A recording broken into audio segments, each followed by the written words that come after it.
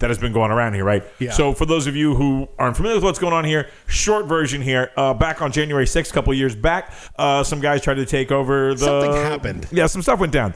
And the question along this way has been, how much is Trump responsible, legally speaking, for what happened there? Yep. And the viewpoint had been through a lot of the court's cases thus far was that some of this shit's on him.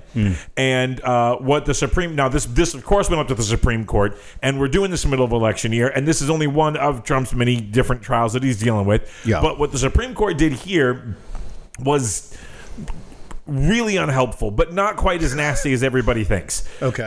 What they said is that on matters that have to do specifically with his job, he has absolute immunity. On things that are not directly related to the execution of his job as president, and not just him, by the way, this obviously the office of the president in general. Where it is not directly related to executing the jobs of the office, he does not have immunity.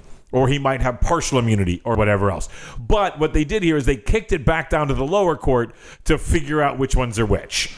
Jesus. So that is not great. I mean, don't get me wrong. This is not a positive moment at all. But I know you're trying to sell it as a positive. Oh, no. Okay. Listen, no, we're fucked. But what I want to be clear on, sure we're all good on this. I want to make sure that we're clear on when and exactly where we're fucked, because the court's this is like on its face, there is a very thin line of logic that says the president executing the will of a bunch of other people here, the courts passing laws, executive branch, and all this other stuff, that there should be some kind of immunity to that, is not on its face completely batshit crazy.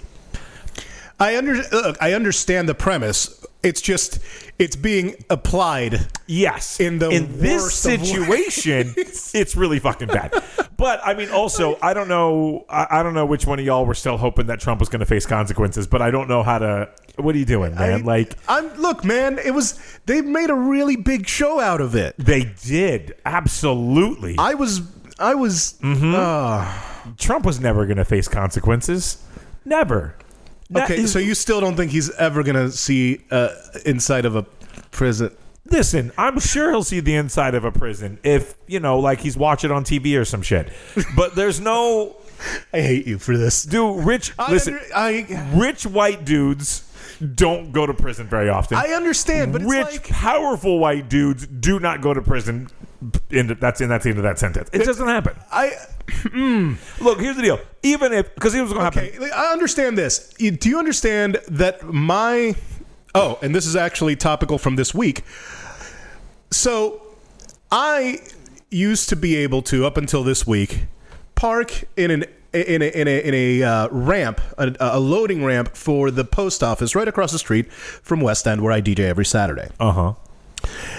And there was a time where I got so drunk that I decided to leave my car there and walk home like a responsible human. But I left it parked overnight and blocked mail from getting delivered for a bit. The cops came over to my house and knocked on my door and drove me to get my car. That is I will be telling my grandkids. It's the most positive experience. I mean, literally. The only other positive experience I ever had with a cop was when I was 9 years old and I called 911 because my dog was lost. And the cop, who's still friends with he's still he was part of the Lake Mary ecosystem outside of being a cop, I should say, and gave us his old dog. His old dog became our childhood dog, or our youth dog. And so those are the two only experiences. And the first one that I was mentioning that's about as... I can't think of anything I've gotten over on the law outside of that. This guy almost overthrew the government. Yeah. Oh yeah, like intentional. That's the problem. The problem with malice and forethought. I'm looking at this from the perspective of a normal person, not just a normal person, a normal brown person. But all things considered, I mean, as soon as I open my mouth, I sound like a white guy, and in Sanford, generally speaking, I get treated like a white guy.